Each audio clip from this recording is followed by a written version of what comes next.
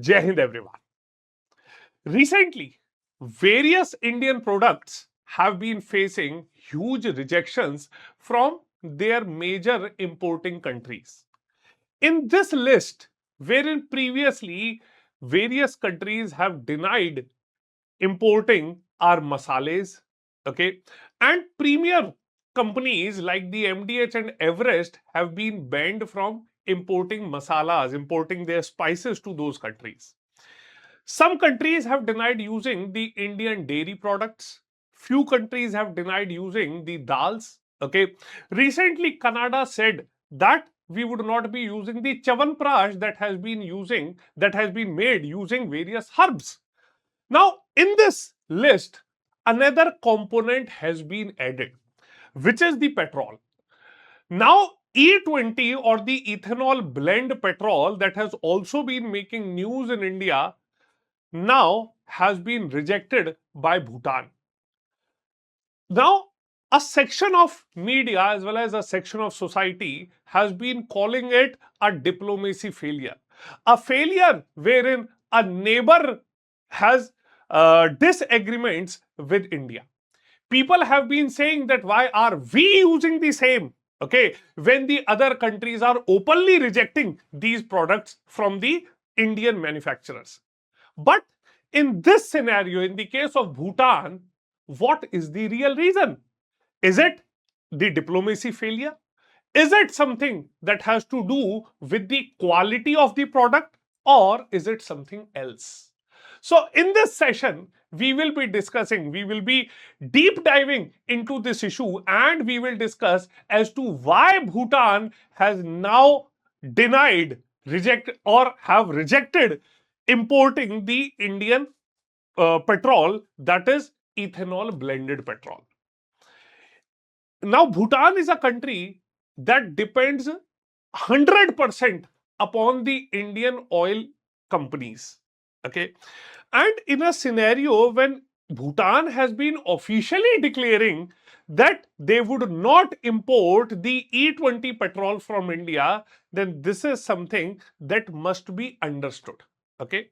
We must not be misled by any issue, but we must understand that this issue has got nothing to do with the Indian diplomacy or the quality of E20 blended petrol, but it has a very important issue that has been raised by Bhutan.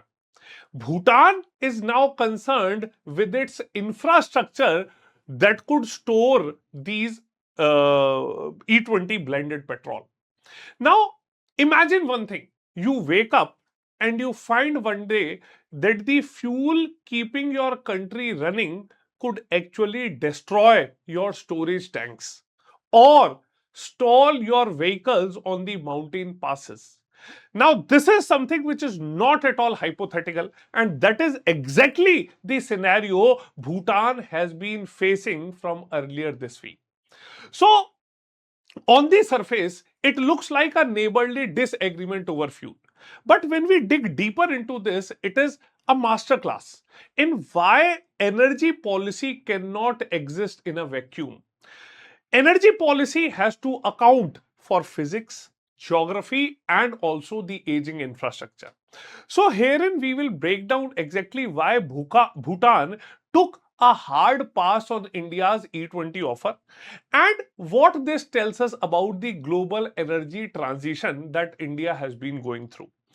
Now, when we go ahead with the background of this news, okay, so in order to understand the no, we first have to understand the ask. On one side, India is going all in on E20. But when they took this offer to their biggest fuel customer next door, India happened to hit a brick wall. Okay, why so? Now, India is actively promoting the E20 petrol, the 20% ethanol blended petrol, with 20% ethanol blended with 80% petrol under its national ethanol blending program. Now, this is something which is very much in news. Okay. Now, Bhutan sources 100% of its fuel from Indian oil marketing companies, the IOCL, BPCL, and the HPCL. Specifically, the higher export quality petrol, which is more costly than the domestic Indian fuel market. Now, Indian OMCs have recently offered to supply E20 blended petrol to Bhutan, but Bhutan has formally declined the offer and have officially requested India to continue supplying regular non-ethanol petrol for the foreseeable future. Okay. Moreover, Bhutan has also requested that India must give them a formal notice before starting this. Okay. So, when the Indian OMCs offered to switch this supply to E20, Bhutan did not just hesitate. They officially declined and asked us to stick to the regular petrol. Now, we must understand one thing, that Bhutan did not say never. They said not right now. And there are some incredibly sound reasons. Okay. So when we jump onto this, the key reasons for rejection is the chemistry behind it. Okay. Now, aging and vulnerable infrastructure. Okay. Now, in this scenario, when we have a look, superficially, this looks like a political snub, but it is not. This rejection was majorly based upon two things: sticky chemistry and steep slopes. Okay. First and foremost, the tanks. Bhutan has bluntly told India that their underground storage tanks are very old. They have admitted that the existing conditions and quality of these tanks is a major source of worry for them. Many tanks are prone to micro cracks and water seepage because they are sitting in a very humid and rainy mountain valleys. Okay. Second reason is ethanol's hygroscopic nature. Okay. So the real chemistry problem. So the big one is this. Okay. Now, ethanol is highly hygroscopic. Okay. Now, it means that it acts like a giant sponge of water. If even a little moisture seeps into an E20 tank, the ethanol will attract it. Okay. Once it attracts it, it will separate it from petrol and it will sink to the bottom. Now, this is called the process of phase separation.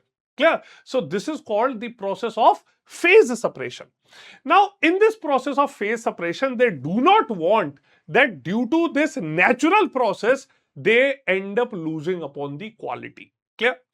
Third is the mountainous terrain. Okay. Now, Bhutan is not flat. Bhutan is landlocked. Their vehicles, especially the military and commercial trucks, are constantly climbing steep inclines.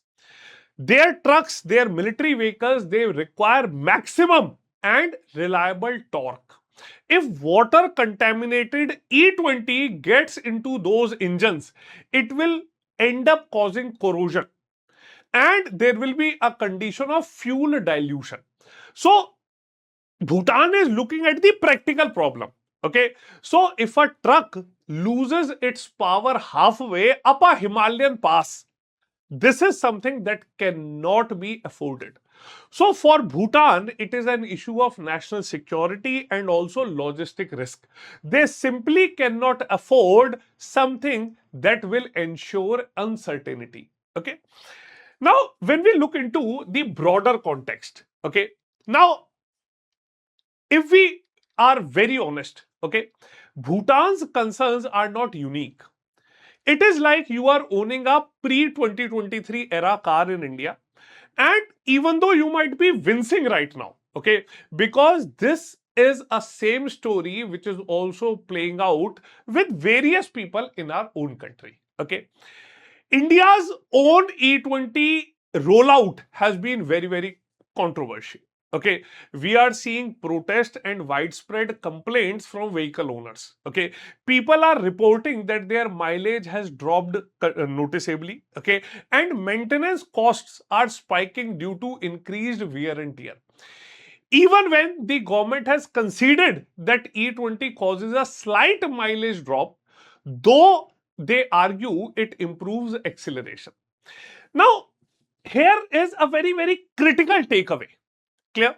If Indian consumers with a relatively flat terrain and modernizing fuel stations are struggling with E20, okay, then it is very difficult for smaller, hillier, and lesser infrastructure rich countries to absorb this process. Okay, so Bhutan is essentially saying that if you guys are having some initial problem, what we call teething problems, okay, then it would become crisis for us. Okay, and thus they have been asking that before absorbing into this blanket mandate, we have to ensure that the export strategy, okay, from India and the import strategy from Bhutan has to be well integrated. Clear?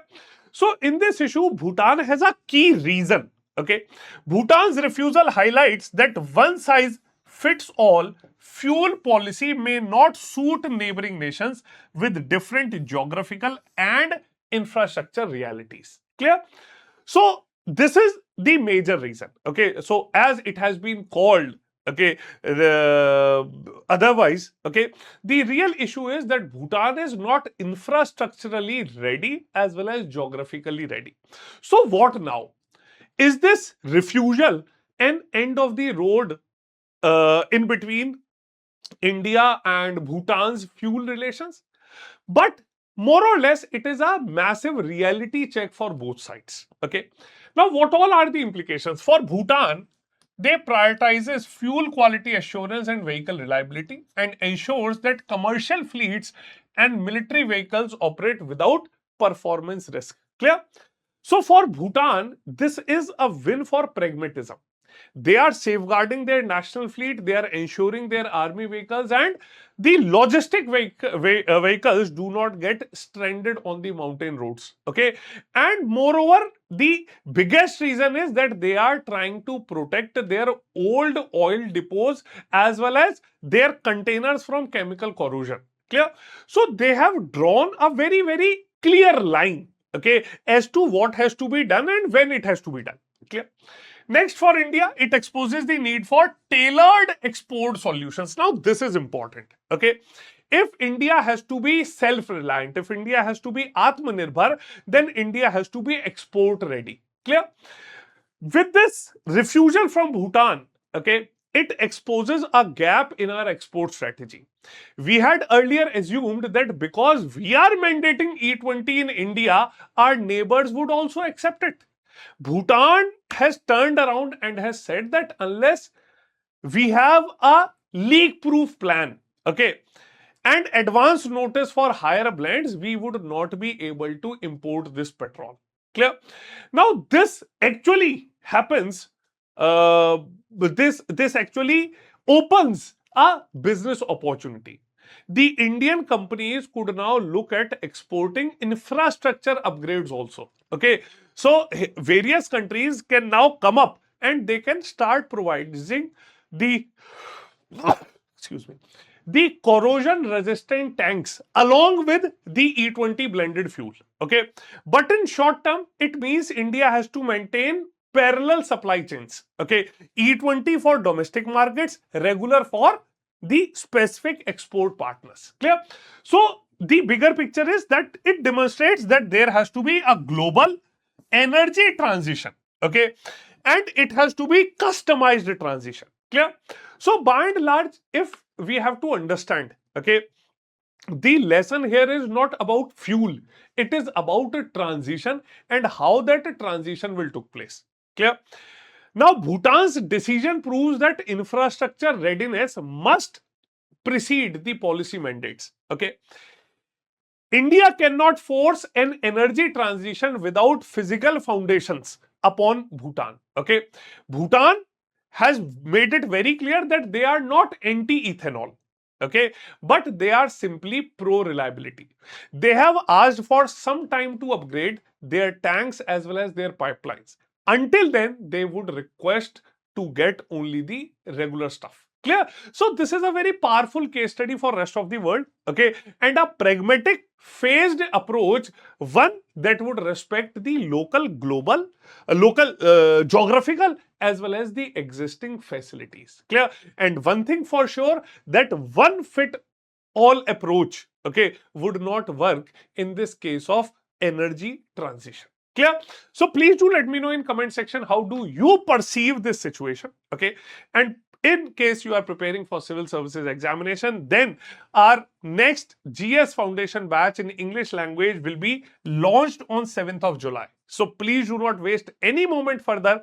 Do subscribe to StudyIQ IAS batches, and you just need to use the code SRM Live to avail maximum discount and get the best prices. Moreover, you can join me on my Telegram channel also, wherein I'll share all the annotated PDFs of all my YouTube sessions.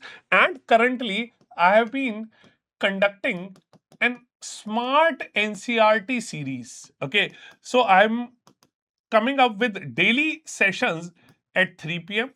and in these sessions I'll be covering